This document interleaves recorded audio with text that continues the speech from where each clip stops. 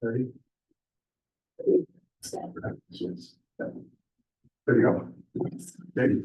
Thanks. All right, it's 6:01, call the meeting July 1st, call the word. Roll call please. Councilmember Merker, Here. Councilmember Sullivan, Here. Councilmember Lane, Here. Councilmember Carpenter is recorded absent. Councilmember Beckwith. Present. Councilmember Michaels. Yeah. And Councilmember Pinello is recorded absent.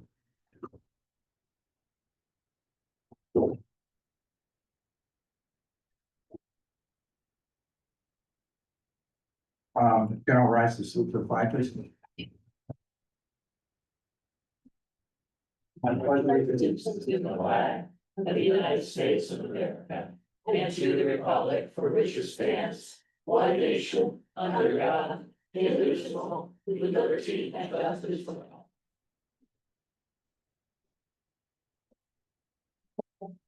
We don't get a moment of silence and prayer for our retirees as they move on with their second half of their life.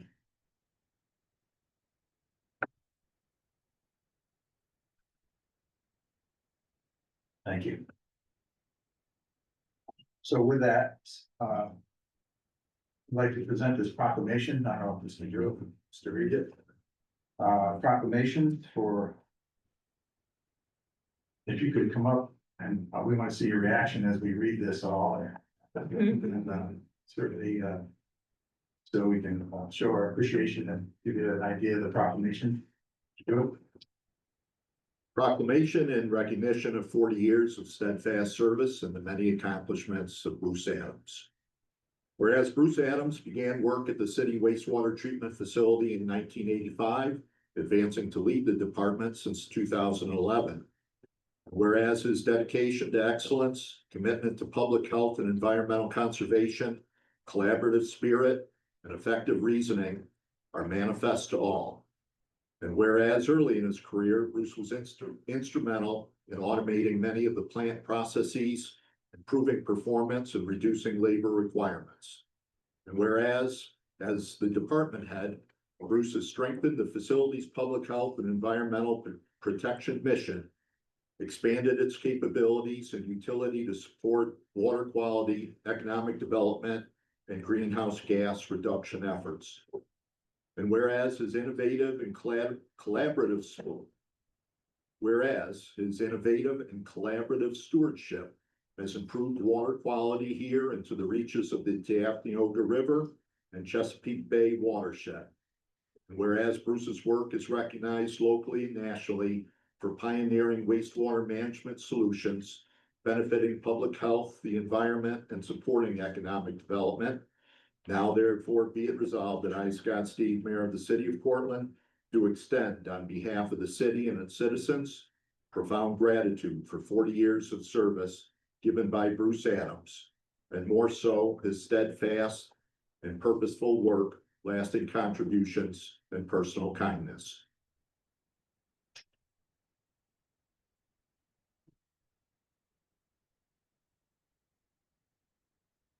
Wondering who that guy is. It's much more than that. I've had the pleasure of meeting you recently in my term as being there, and been an honor to work next to you and as we kid around with your big words. I don't even remember the one that was this morning. Penultimate. Today was my penultimate day. Accident or whatever, I don't know what that means. So, to say tomorrow, whatever. So those are the things we're gonna miss, Bruce. I'm excited to have you enjoy your family time and your wife, and don't forget tomorrow, I was open to the public, this media show, at noon tomorrow, we'll have a little cookout at the fire hall and recognition. You can shake his hand and, certainly, I'm sure he'll have a couple things to say maybe at that time too. And hopefully, his family can come as well. But, anybody else has anything to say here, I think, Bruce, again, it's been a great pleasure, and we're gonna be missed, and, we have big shoes to fill. I think you and Mr. Poole were a great pair together, and you had the differences of the two of you, which worked together well and spoke of both your characters, so he's gonna miss it as well, which will go down in a later date. But leaves us a big hole, and we're excited to look forward to, you know, having you have your journey on after that. Hopefully you reach back to us and keep in touch. Yeah, I think second half of life is a bit optimistic. I was gonna take that shot in another way. So I want to give you first this proclamation, if I could. So. We can do that, and then also.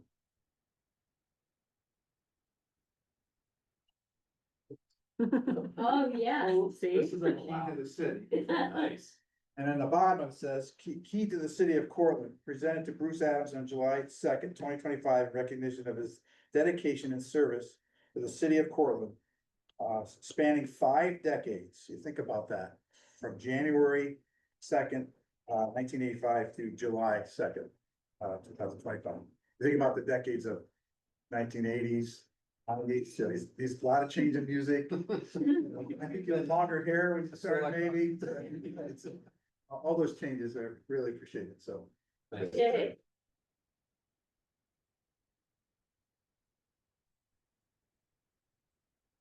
You wanna take it home with this, I'll go at this end of it. But again, anybody else has any words, I appreciate it, but thanks, Bruce. Thank you. Thank you for Yeah, sharing. As, no, one minute, 1 minute. I do have. Okay, go ahead, and then I'll go. And then, yeah. I've had the pleasure of working with Bruce at Dan for a number of years and then having the opportunity to work with Bruce once I became a council person. So it's certainly something that's I work with both those individuals. And that was like 4 decades ago, right? The council person part. No, I've been around 20. Started at the same time. About 40 years. So when I first got elected, I went down and got a tour of the wastewater treatment plant. And I, it was just taking me, took me all around and I did a lot of this. I didn't understand a word the man said. None of that did I understand. But he is the smartest man I know, and that includes all of you people up there. Thank you, Bruce. And I can't tell you what I had for breakfast. But I remember your favorite cookie is molasses. So here are. Yeah, I've always bumped into Bruce from time to time, and never asked him, well, how's it flowing this week? He said, it's down the hill.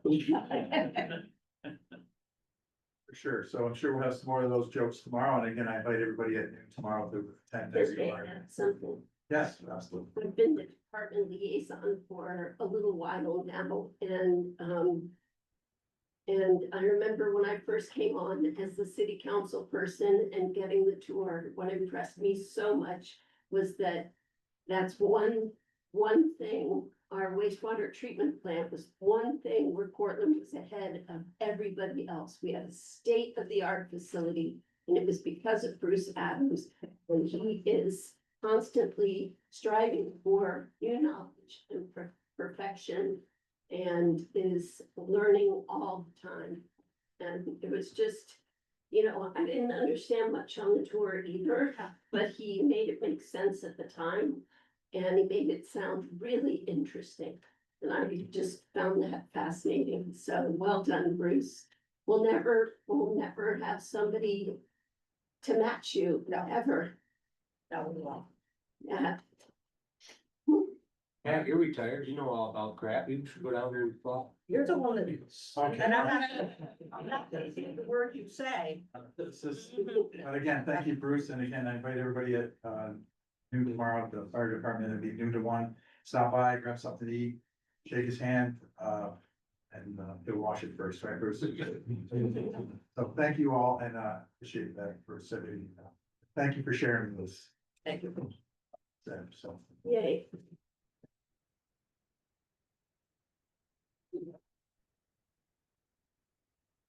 Okay, now move on to privilege of the floor, Ms. Chu.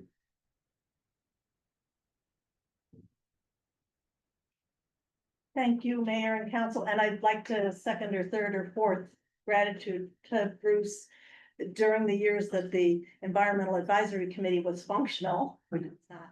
Bruce graciously hosted us at the wastewater treatment plant, and he was great, very supportive in our efforts. But tonight I wanted to address you about homelessness.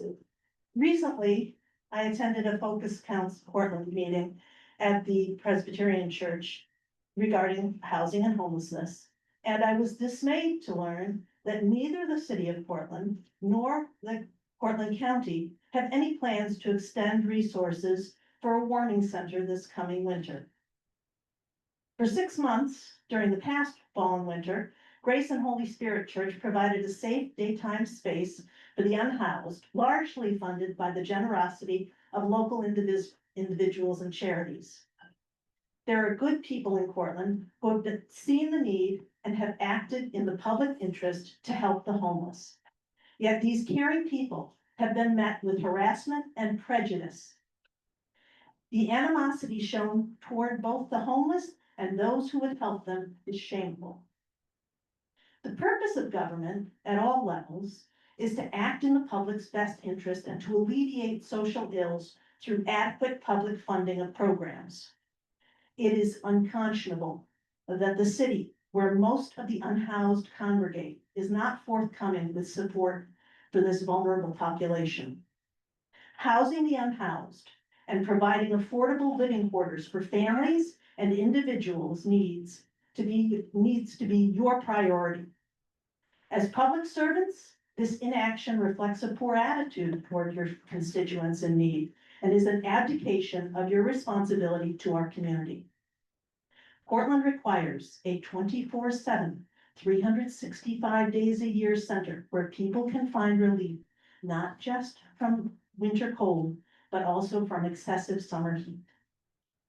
At a very minimum, Mr. Mayor and Council, you must step up and allocate funds for a daytime warming center this coming winter. I encourage you to take action now before the snow flies. Thank you. Thank you, Dan. Thank you. Thank you, Mr. Ms. Bagel?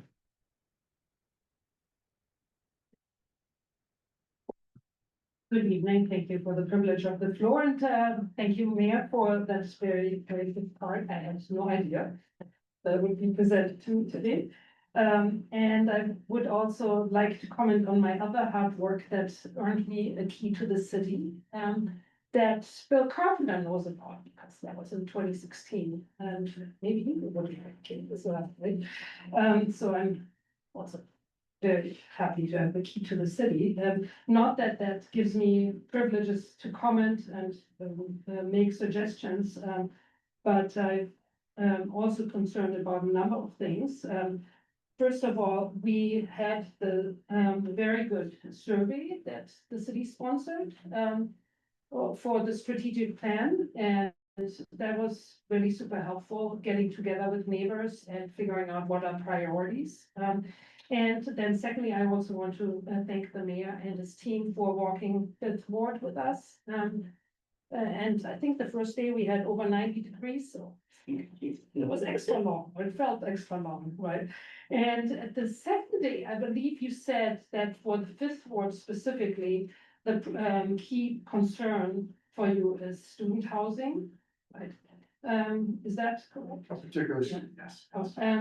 And so, you know, we are hopefully trying, you know, to work with our student population every year, every fall, to figure out how they can be better neighbors, and also have communication with landlords, as I have had with great success in my neighborhood with student housing.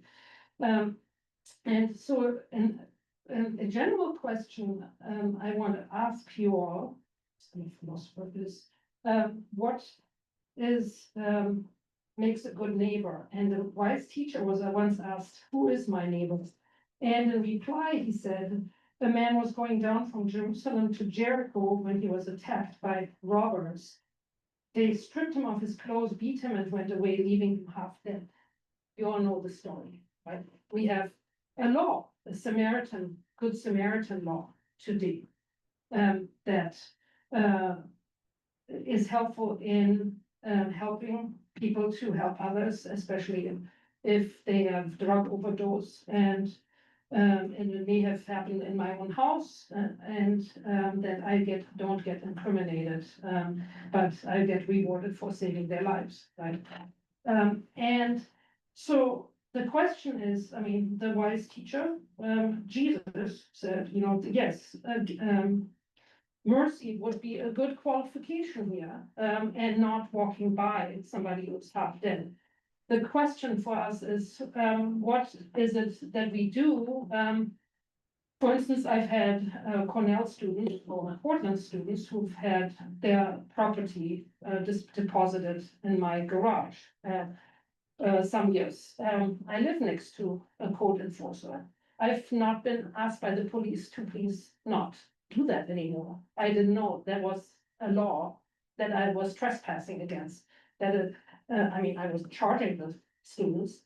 And so I would ask you to really think about these levels of miscommunication, as was once told to us, and basically suggest that neighbors get together and go through conflict resolution through some kind of mediation dispute, because it's very expensive for many of us, you know, the emotional toll it takes.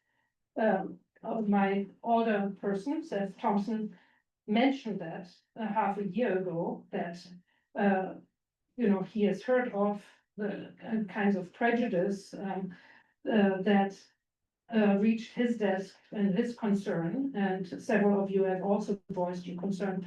So, you know, there's multiple parties involved, right? And in the end of the day, we have to ask, am I my brothers and sisters' keeper?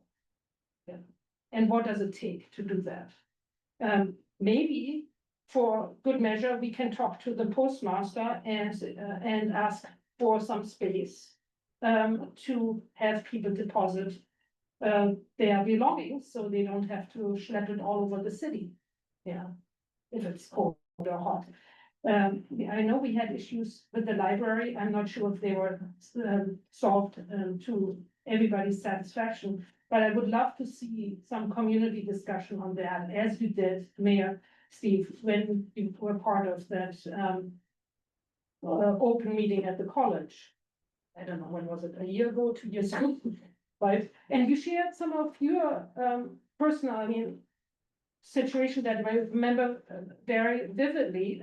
It is not fun if your home is your car, but what if you don't even have a car, right? What is it? That is our ethical responsibility. So thank you again for that. Well, interesting. Thank you. Hey, anybody else here to speak on the floor? That said, we'll go to the finance report. And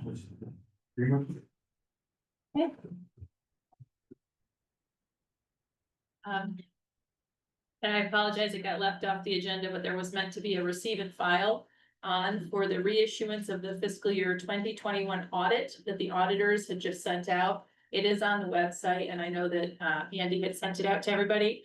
I summarized in this first paragraph just kind of the main 3 sections where they had made some edits. And it was just in the way in which some of the capital funds were being accounted for, just to get some clarity on that. So this one was this is back into 2021. And actually, we're gonna skip over the bottom of this page and we'll flip for a second, because I think this ties very directly into the next page. So we're also going to have a reissue of 2022. So reissue of 21, because there were some changes that will then affect 22's audit. So they had already opened that, and they're going to reissue 22's audit with the finalized numbers, which will of course then affect 23, which we just had issued. They're giving me the final numbers for that. And the why I tell you kind of this whole process is that for 23, we are still holding our annual financial report to the Office of the State Comptroller open in their software until we get those final numbers. Because they made a change to their software 2 years ago, we can no longer have more than 1 year open at a time. So until we get the final numbers from the auditor and we work with the Office of the State Comptroller to finalize 23 and get it certified, we are unable to input the 24 numbers and close out 24. So I know we've been in limbo for a bit now. The good news is we are working with the audit team on this. We are nearly there. We talk every week with our rep at the Office of the State Comptroller. They are very aware of what we're doing and why it's taking us so long. They've been great to work with. So, once we get 22 rolled into 23 finalized, you'll see the 24 year closed, and then we will have unaudited financials available for that. So I do apologize for the amount of time it's taking, but I'm confident that this way we'll get really good numbers and they'll be accurate, and I think that's important and worth waiting for. So then we can flip back to the front page. You can see where we are year to date right now for 2025. We did actually mail out, water and sewer bills. They were taken over to the post office yesterday, but they didn't probably get posted until this morning. So those are gonna go out, and, you can see on the balance sheet here, we are well within our budget on our expenditures. Unfortunately, we still continue to be behind, bringing revenues in. That is our ongoing problem and something we still need to be working on. So we are addressing that, as we go forward, but just so you're aware, one of the ways that we're addressing that, the occupancy tax, we did have our first quarter receiving occupancy tax. We got just over $8,600 for the first 1% that we took in. We didn't get it from all of the hotels, so we've written letters out to remind everybody that they were indeed supposed to send that. But I'm confident that as we work through this process, we'll get everyone on board. It seems to be going well. We are finalizing our new tax software right now, and we will have that up and running before fall, so that we'll be able to better, more efficiently bring in our revenues, and then that's gonna help us with some of our other traffic. Are there any questions for me? Any questions on the financial report? We get for the next meeting, can we get for the first meeting of the month, next month, just a what we received in that hotel tax? Yeah, I didn't have that until this week, so I. I didn't see anything on that. That'll be fun. Yeah. I do have a question. Is everything that we receive as council people, does that all go up on the website? It does. That's what I thought. Thank you. Yeah, it's all supporting documentation, which this is, and the receiving file will be part of that, documentation as well. But it's not And difficult to navigate to. And there's also financial. There is. They're available in two places. They're with the meeting documents, the agenda, the minutes, and all the other supporting documents. And then also on the Administration Finance Department webpage, you'll find all budget related information, all audit reports, and all of these financial reports. I think that's the best place to look for. And the finance, and remember the financial, the first meeting of every month, so that's typical. They'll go there or go to that finance spot. And just so you're aware, although we don't always print out the full sheet with every budget line, that is posted online each month. It's just that we're trying not to kill quite so many trees. So That's it. it is Support. correct. Anybody else? Motion to receive file? So Mr. Backhoe, Sullivan, all in favor? Okay, mayor's report. So a couple things, Boardwalks, been very, it's great to talk to people and get their opinions on their actual areas. We did Ward 8 last night, another hot one. But it was a good one, and we got to walk through there, and some vacant houses that we didn't know were there. So it's been going pretty well overall. Sure, Tom will talk about that a little bit more. So the 11th, as you'll see, there's signs put up today, so you'll see there's state DOT signs reminding everybody the traffic will be changed on the 11th of July, so that's next Thursday. The traffic will be turned to two-way, so expect the lines to be painted on Tuesday. So they're coming overnight to paint them at night, so they get all the lines and parking done in the center. And then we'll block off that one lane, so they only go one way There'll be one lane traffic, parking spots be open, but we'll be blocking that off with cones. Then we'll, for a temporary period, we'll have two-way cones and traffic signs at each intersection. So if you turn on Port, head down Main, so you don't go down the left side, which were all habits, you know, we're gonna have habits. Biggest habit I have to get is looking both ways when I cross the street. So that seems to be an ugly. So I don't know how we put those warning signs up, but those are concerns, but. So we're gonna put those cones up so that, and then we're gonna put people actually out there. So on the 11th, you know, we're going to, 6 o'clock in the morning. Just a real brief ribbon cutting at the beginning. I promise this, Chief Nichols, longstanding citizen here, past police chief, it's his birthday. Yeah, Birthday present, he gets to drive the first one to go down all the way. nice, nice. So we'll cut the ribbon and, you know, escort police officer will close off court at the beginning and then we'll start and then we'll keep track, the chief will keep track of the incidents. So we'll hope it goes well and how many, fingers fly when they back it in and they don't get over. So let's hope for the best and, you know, and we're excited to do that. So the 11th and then the following Thursday, we'll have a more formal, ceremony, where there is donated ice cream and so it'll be a little bit more formal event. So we hope you all make those attendance that comes out.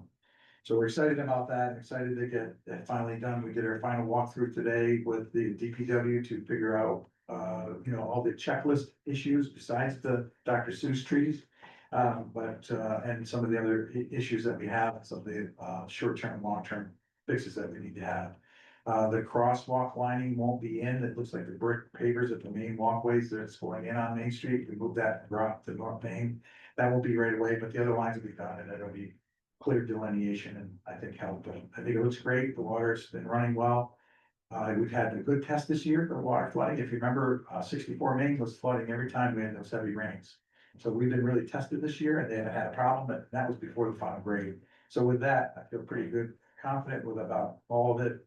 You know, all the dips and camera lines have been fixed, so I feel pretty good about where we came and how it looks. It's pretty exciting to be a part of it. So a couple changes, a couple tree movements, blocking signage, that kind of stuff, but we'll get that done in the next few weeks and move that forward. Of course, all the side roads are being done on the paving as well. Groton Ave, still working with that contractor to get those sidewalks fixed. That's an ongoing issue, and then hopefully get the final pavement on Groton Ave and get that line too, and we'll start turning some of this stuff around. So DPW is a little behind pickup. They're really inundated right now, so I ask everybody's patience in the community.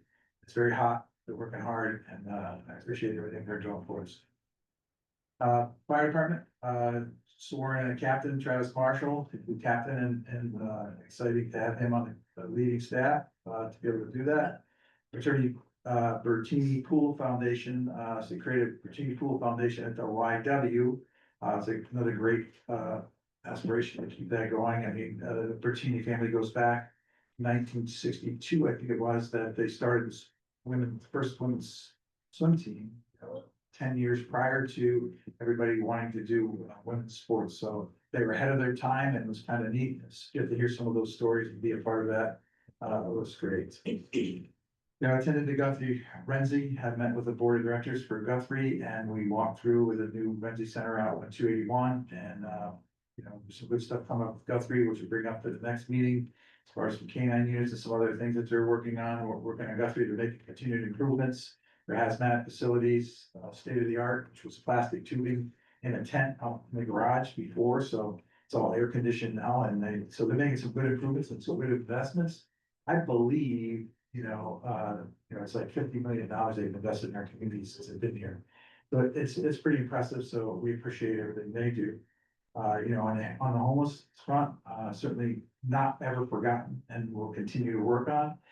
There's a lot of things that are, that have to happen before you design a plan, before you fund the plan, and we're continually working on designing that plan. We worked with the foundation at another meeting next week, I believe it is, with some of the group that is part of that, and actively involved with every aspect of that, from maintaining the gray space to designing the gray space to help them with that, to continuing on what we can for the educational purposes to try to help So we will continue to do that and we'll continue to support that and make it better. I think that was a huge success, that what was a known success, there's a lot of people that got treatment. And I think the best way to get people the help that need, whatever that might be, and some of it's just help fill out a social security card, is just being constant contact, communicating and helping in any way we can. So that was a great success and we'll continue to work on that. And I think it's a complicated situation and we'll continue tirelessly work on it and continue to do it. I wish it's that easy than to just walk away. We will not walk away. I promise you, I will not walk away and continue on with it. And we'll do the best we can. And I'm sure that council, when presented with a good plan, they will work with that and make their best conscious decision as always. That's all I had for the mayor's report. I think I covered everything else. I went to the oaks, but for the, plan to, Yeah, well, okay. yeah, so the strategic planning was a great thing. You know, I appreciate everybody's efforts there. As the community that did come out, it was a pretty decent turnout. We got some good opinions. People randomly came in and it's great to have their opinions to be able to do that. I also want to thank, I want to say I'm sure it's incarceration, Access to Independence, ATI, same thing. Big difference. They're actually doing a physical walk up Main Street to make sure it all complies before we do our final sign out too. So we want to just make sure that we comply and try to help everybody we have. It's very difficult to transition during that construction period for anybody with disabilities, but we want to make sure we get it right. That's going to be an important factor. So with that, we'll go to, let's see, Mr. Becker. Ward one, first of all, I'd like to publicly thank Chief Friedman, spent a couple hours with me. Toured me through the fire departments, all the stations, took all his time. I greatly learned all the stuff I don't know, and I'm just scratching the surface of what I should know. But he took a lot of time, I appreciate it. I have had constituents reach out to me, so I'm starting communication and learning how to answer questions. So, thank you. Board, good for that. Ms. Silman. Well, I was going to sing Bruce Adams' praises, but we've done that. His wife Sandy is here today. I finally got to meet her. I was going to ask about an update on two-way Main, but you took care of that. And I had an email about what are we doing with the county about the homeless, the unhoused in our community. And you touched on that. Maybe next time we could get a more thorough report on what's happening. That would be helpful. Other than that, there's a lot going on in Portland. CRT is having a great season. If you are interested in going to see music, there's music going all over the county. There are festivals coming up. There's a Pride Festival coming up. There's the Arts on Main coming up. There's just a whole lot of good stuff going on. So get out and enjoy the summer in Portland. And I have season tickets to CRT and enjoy every one. I'm excited about the Wedding Singer, which is the one coming now. So about that, Ms. Lang. Actually, Katie and I went to the strategic plan of the Alps. And it was very interesting. And they had placards up with a lot of information. And I got stuck on one of them, because it said that 13 or 31.7% of the people who lived in the city of Portland had a high school diploma. And I was appalled. It's like, no, that's gotta be wrong. I taught up there. I taught 31% of the people in here. It ended up, it was a mistake, and it was supposed to be 83%, which that's okay. I can live with that. I received a call from a very good friend over on Meldrum. She tried to get a hold of Mary Claire. Mary Claire was having phone issues. So Nancy called me, I called the mayor, he got right on it. And I've heard a couple times back from her thanking me. I know she thanked you for getting on the problem with the road over there. So that's it from the board. Thank you, Speckle. Real quick, it caught my attention tonight about the occupancy tax. We gonna have anything in place that these people decide not to pay it? I was actually speaking to Randall about that. The way the law was passed, there's not currently a penalty. We were working on getting everything implemented, on a kind of a voluntary basis to start with. So we're working on voluntary compliance, and then we may need to address that long term. And I just hate to see it go, because we got good establishments that are paying, rightfully so, that we can't let the ones that aren't paying. So I think it's something, I'm not trying to tell you to put any more on your plate, or maybe No. rules can help you, but it's something we need to address, because I foresee it. Right. Yeah, lacking. And we Yeah, don't need just to be the- writing it off, and it's not fair to the other ones, so. right. We can get something in place, because I don't know what it's gonna take to get a law in place, probably. Not just on a piece of play. Yeah, that part of it's, we're in good shape, it's just enforcement. So I just don't wanna see it swap under the rug. Not to- Good It point. would be, but I could just foresee some people. Gonna happen. Ward 7 Ward walks begin next Tuesday, Wednesday, got postponed a couple weeks ago. Correct? Tuesday, Thursday, Tuesday, I'm sorry, Tuesday, Thursday. and then to the second half of 8's tomorrow.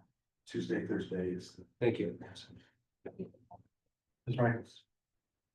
Hey, as Mayor mentioned that Eighth Ward did start their Ward Walk last night. We had some great dialogue with those that came out and met with us. We did cover some code violations, trash concerns, potholes. Mayor noted we had a vacant house that we weren't aware of, as well as some neighbor concerns. And ongoing at this point. The next Wood Walk, as Mayor mentioned, will be tomorrow night. Hopefully it won't be as stifling as it was last night. Also attended the monthly youth bureau meeting. As well as the mayor did mention swearing in of Travis Marshall as captain, fire department. Known Travis for a long time, and certainly a problem for him and his family. Something was brought up last night from one of my constituents, was the traffic pattern that had changed, and the mayor noted that the state had, I guess, fixed this last Thursday, and this individual came up to me tonight and said that it hasn't been fixed yet. Okay. Well, yeah, that whatever, yeah, that intersection. So I guess, this needs to be looked at, I guess. And, that's all I have for the Eighth Ward. Thank you. Okay, all right, agenda item number 1, amend the 2025 adopted budget by $84,376.60. Resolved that the city of Cortland Common Council does hereby amend the 2023 city budget in the amount of $84,376.60 as outlined in the accompanying table. Get a motion? Mr. Radcliffe, Mr. Michaels, any questions? Can you vote, please? Scott, we would make the last month's meeting goals. We don't have that, so we'll do that next. Okay. Yeah. Councilmember Merker, Agenda item. Yes. Oh, that's fair, yes. Councilmember Silver, Aye. Councilmember Lane, Aye. Councilmember Carpenter. I'm sorry, Carpenter, Mr. Carpenter's not here. Councilmember Beckwith. Aye. Councilmember Michaels. Agenda item number 2, authorize agreement with Toshiba America Business Solutions Incorporated. Resolved that the city of Cortland Common Council does hereby authorize Mayor Steve or his designee to enter into an agreement with Toshiba for the implementation of managed print and cloud technology services. That contract being in the amount of, monthly amount of $2,541.76. With a one-time check from Toshiba in the amount of $3,028.38 to cover the city's current contractual termination costs. Any motion? Yep. Ms. Lane, Mr. Beckwith, any questions? So this is a net savings to the city, so we're, with that, that's it, and, it'll be streamlined things, and get us newer equipment. I'm sure it never shuts off. Never shuts off. And it'll pay off our current leases, so we'll keep, that's not a situation. Big Pat. Okay, roll please. Councilmember Merker. Aye. Councilmember Silliman. Aye. Councilmember Lane. Aye. Councilmember Beckwith. Aye. Councilmember Michaels. Aye. Agenda item number 3, approve sound device permit for use of bullhorns at indivisible Portland protest rally. Resolved that the city of Portland Common Council does hereby approve for issuance by the city clerk a sound device permit without fee and subject to all noise ordinances and any conditions and limitations as stated below. The event is a protest rally being held by Indivisible Portland County in Courthouse Park on July 17th. The permitted time is from 6 to 7 p.m. With the police chief being authorized to extend the permitted time to 7:30 p.m. And it's for the use of 2 bullhorns. So Flame Silman.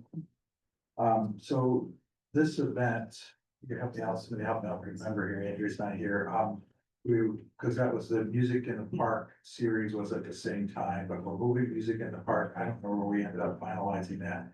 Was it? Suggit, right, Suggit Park, yes. We're moving that, that's Old Timers Band that night, so there would be a conflict, and we're like, you have to shut off by a certain time. So we're gonna try to move those around to the parks to try to do music series in different parks with a new stage. So we're trying to see how that works out, and so I'm sure you'll hear a little bit on that, but we get that out, media, when we reach out those time dates, get them. So that they're driving towards that, that'd be helpful as well. And back to the resolution, anybody have any questions? I do. Okay. I think, you fail to realize that there's residents that live in the proximity of, this park. And, I've been approached that, why do they need 2 bullhorns?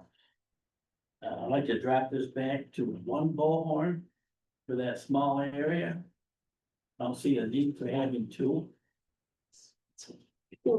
I'm not sure both will be used. I think they'll probably just use the one and then have the other one. I can't see them using both. I don't mind if one's a spare in case the other one doesn't work, but I don't see the need of 2. I think the most important part is what the sound that's putting out, everything, like if they're exceeding that limit, that's what the enforcement's there to do, so we make sure they're staying within that limit. Speakers they have, odd that there's even 2 there, I'm not sure, it might be, maybe they're doing something else, somebody over here speaking, and then somebody over here speaking after that. You know what I mean, that kind of, Wow. I gave them conversing at the same time would be a conflict of what they're trying to say. Yeah, they're I not. think, I don't, right, did you know anything else, Mr. Joy, I mean, you talked to her directly, is there anything else different than that, that they're trying to do differently than that? You know, why they're asking for 2 and as opposed to 1. I'm not sure. I mean, it's a good point, it's a great point to be able to be, I think we can observe that, try to see what that's about, and if it's, you know, yes, I think the concerts that we have over there, this is over by 7. You know, the concerts go a little bit longer than that, and certainly heard music go into your house from other areas to town. We have, So, Yeah. but, you know, but again, I hate to restrict it, to try to do, you know, some kind of discussion where one person over here and one's over there. I don't want to restrict that because we're not really understanding. And I don't know that we really have enough time to bring it back. I'll check on it. But if it is an issue, I think we'll make sure that it's not. I mean, I can't imagine them both talking at the same time. That would be conflicting. I could see an amplified system, but This is just, oh, so. Yeah, I think it could It's be directional. like a call and response thing. Yeah. Somebody would say the call and somebody else would lead the response. And this group has been very, cordial, I guess, in doing crowd management control and really trying to work together and be cooperative with police and fire to make sure everybody's safe and, you know, we've had an incident, they've been responsive to help, so, I think we should yield in that respect, if let's unless you want to get a second, just go back to one, then I think we should keep an eye on that. That's a great point. I'll be doing this. Ms. Lane will guarantee that that. I guarantee. Mhm. All right, anybody else? I will just keep the phone calls if I receive them. Well, yeah, I mean, call it. Yeah. Always, yeah, so I know, that'll be addressed. Anybody else? Yeah, move it, please. Councilmember Merker. Aye. Councilmember Sullivan. Councilmember Lane. Aye. Councilmember Beckwith. Aye. Councilmember Michaels. Agenda item number 4, authorize agreement for grant writing services for Tim Cake Grant Services. Resolved that the city of Portland County Council authorizes Mayor Steve or his designee to enter into an agreement with 10 Cape Grant Services in the amount of $4,000 for grant writing services for FEMA assistance for firefighter grants to be charged to fire department account for professional services from the 2025 city budget. I have a motion. Back over to Sullivan. Chief Friedman, if you may, these next, this item is directly reflected with item, agenda item number 5 and then agenda item number 6. They're all directed together. So maybe you can speak all of them. We did at the same time because this. Yeah, so briefly, first agenda item, obviously, Deputy Chief Tenkate, we're soliciting his services to help write 2 FEMA grants, and, we're all recognize the success that he has in doing this. In fact, we're just finishing, a grant right now for $50-some thousand for hose that we just acquired from a grant that he got, so the success is there, so recognizing that, the benefit of that, that's what the first agenda item is, to, solicit his services. The first resolution, for us regards, it's a fire safety grant for a fire extinguisher training unit. We've got one that's well over 15 years, and this thing is used frequently for fire prevention details. We also bring people in that required to have fire extinguisher training as part of their facility. So we use it frequently. The one we have now, we've done the best we can to keep it going, but it's well beyond what it should be. So again, this grant specifically is for fire prevention, and this would fall into that category. Our goal is the grant matching grant, 5%. The mayor has had some great ideas about trying to figure out different ways to have the cities match that actually wouldn't come out of budget. It might be through donations or something like that. We're still working through that. So that's the first grant application. The second one is a safer grant. This grant is specific to personnel. That's why as you look at the number of the total number for that at 1.3 million, that's over a 3-year period. As I stand here today, you're gonna have upwards of 6 to 8 retirees, probably within a year or 1.5 years. What this can do is get us over that hump by bringing people on, getting them trained, and hopefully as retirees go out, we'll cut down on our overtime costs, we'll be able to have people trained, and we'll be able to move forward. So there's a match for each 1, 2, 3 years. It decreases, the federal funds decrease obviously into the 3rd year. And then it becomes all our responsibility, but making it very clear at the end of that 3-year period, there's no obligation to keep the people that we would, if we did receive this grant. I was trying to come to you and say, we need to keep the people, we need to work through it, but the ultimate goal here is to hopefully reduce our costs and we start getting our retirees moving through quicker.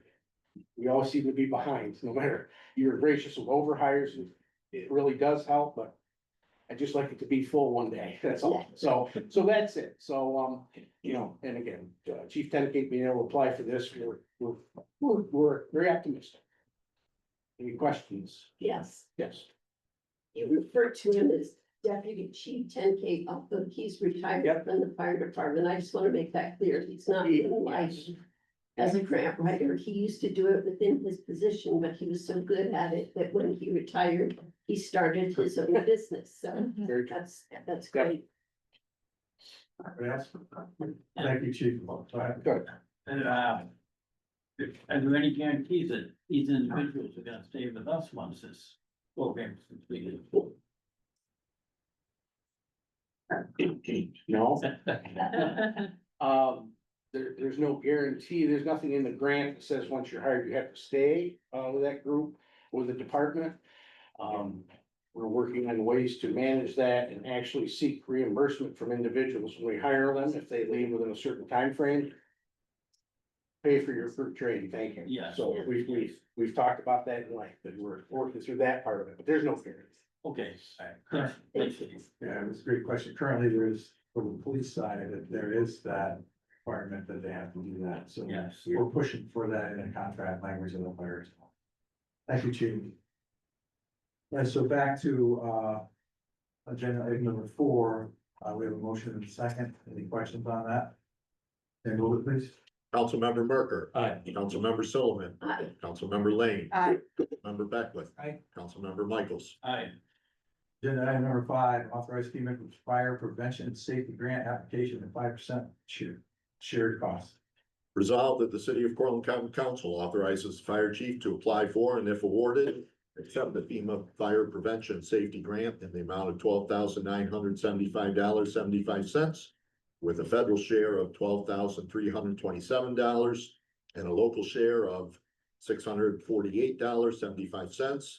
And be it further resolved that if awarded, the county council authorizes Mayor Steve to sign any and all required grant agreements and authorizes the expenditure of city funds from fire department account for continuing travel, education, training in an amount not to exceed $648.75 for the grants required 5% local share.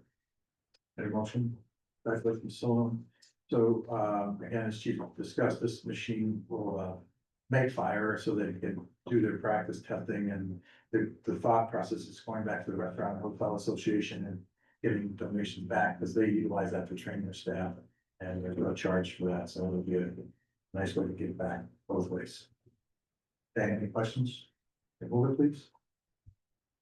Councilmember Merker. Aye. Councilmember Sullivan. Aye. Councilmember Lane. Aye. Councilmember Beckwith. Aye. Councilmember Michaels. Aye. Agenda item number 6, authorized FEMA assistance to firefighters safer hiring grant application. Resolved that the city of Portland County Council authorizes the fire chief to apply for, and if awarded, accept a safer hiring grant for 5 career firefighters in the amount of $1,318,587. And be it further resolved that if awarded, the county council authorizes Mayor Steve to sign any required grant agreements and authorizes the expenditure of funds for personnel as allocated in the fire department budget. Motion, Mr. Beckwith. Ms. Lane, any questions? Okay, move it, please. Councilmember Merker. Aye. Councilmember Sullivan. Aye. Councilmember Lane. Aye. Councilmember Beckwith. Aye. Councilmember Michaels. Aye. Agenda item number 7, authorized maintenance agreement for the cogen system at the wastewater treatment facility. Resolved that the city of Portland County Council hereby authorizes Mayor Steve to enter into a 5-year agreement with Martin Energy Group Services LLC for a fixed total monthly charge of $10,303 with a 3% per annum increase of rate. Motion, Beckwith, Sullivan. Any questions? I'd like to point out that it takes an entire service to take place of Bruce. I mean, you gotta hire an entire. We've been using them for 5 years. Yeah. Oh, have you? And that, when that cogen's not running, we see the flames, right? So that's when you see that flame everybody talks about. That means that's not running, as we're losing money, so we need to keep that thing running. And $10,000 a close. And, that pays itself back when it's running. It's not running, we lose it. So an important factor. Okay, move it, please. Councilmember Merker. Aye. Councilmember Sullivan. Councilmember Lane. Aye. Councilmember Beckwith. Aye. Councilmember Michaels. Aye. Agenda item number 8, accept and recognize donations to the Youth Bureau. Resolved that the city of Portland County Council, on behalf of the Mayor and Youth Bureau, expresses its gratitude to Tom and Cheryl Michaels for a donation in the amount of $500. And be it further resolved that the county council hereby accepts the donation and appropriates it to the account for youth special events and for the purpose of summer field trips. I get a motion. Ms. Lane, Ms. Sullivan. Thank you, Tom. Thank you, Tom. You're welcome. This Thank is, you, Mr. Michael. you're welcome. This is something that my wife and I have been doing for a few years now, and we want to try to help these individuals with these field trips. And they take in the summertime. Nice. It's very generous. Thank you, Wake Forest. Yeah. Should it's kids that can't afford Yeah. Oh, okay. Yeah. Yes, yeah. it. All right, well, please. Councilmember Merker. Aye. Councilmember Sullivan. Aye. Councilmember Lane. Aye. Councilmember Beckwith. Aye. Councilmember Michaels. Aye. Agenda item number 9, authorize agreement with Saratoga Associates for conceptual design services. Resolved that the city of Portland Common Council hereby accepts a proposal from Saratoga Associates and authorizes Mayor Steve to sign an agreement with the firm in the amount of $8,000 paid for from the Sharp Trust to develop a design concept and renderings to support a future grant application. Motion, Mr. Beckwith, Michaels, any questions on this?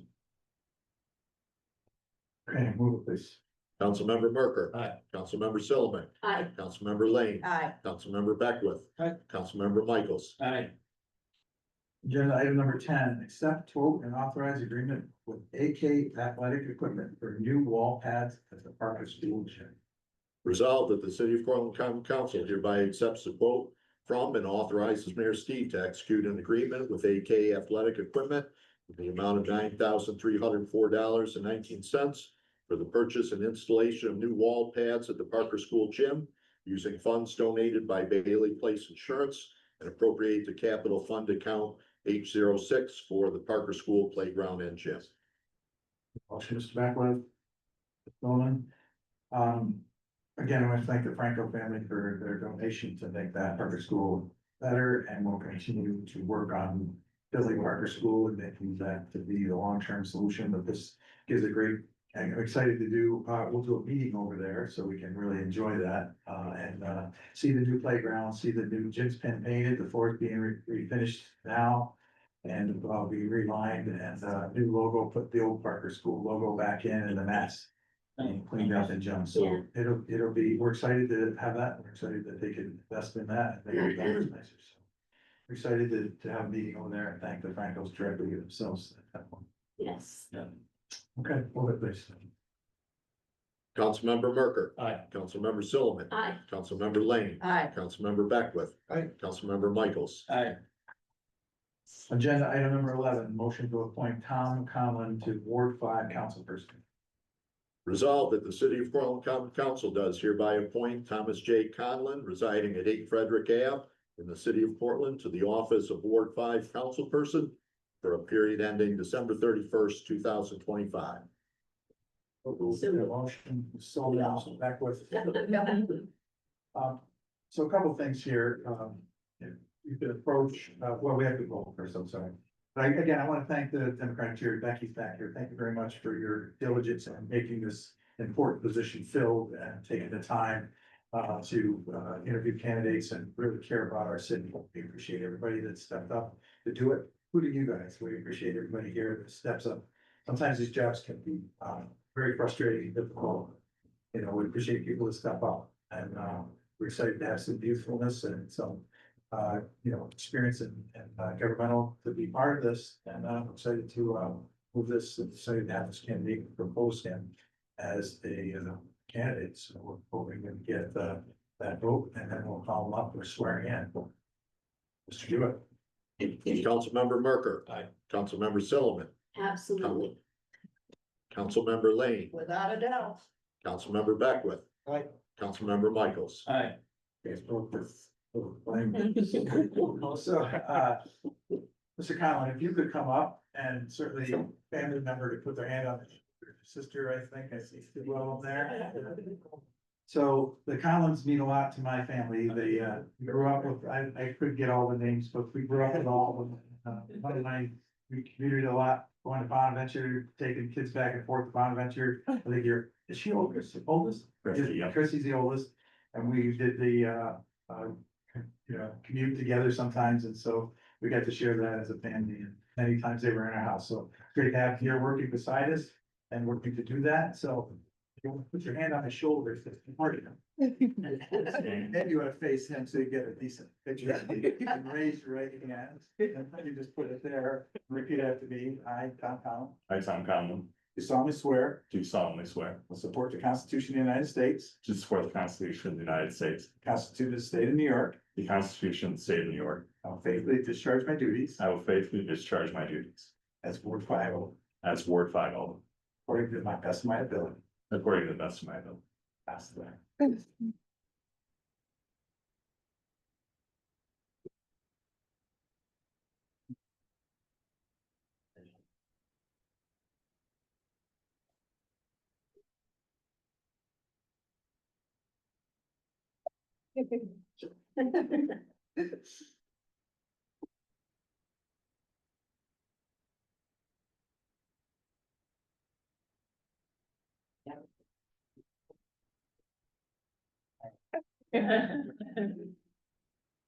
Tom, congratulations. Thank you very much.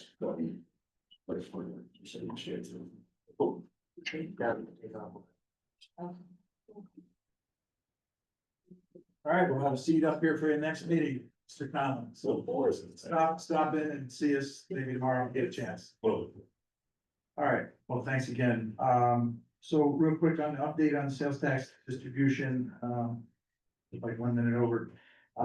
So I'm gonna table some of that discussions. We're still, come back to the table to try to negotiate back and forth with the county and, we're going to go back at them again, so you'll learn that. So things were different than I thought they were and continue on and we'll table that to the next meeting. That's with that said, I'll accept the motion for adjournment. It's back in the table. Actually, there. Oh, wait, we got a motion here in a second. All those in favor? Aye. They're compensating. Oh, water gets in there for this. All right. All back here on bucket of hose. Nice and quiet. On the other side. Who's the meeting?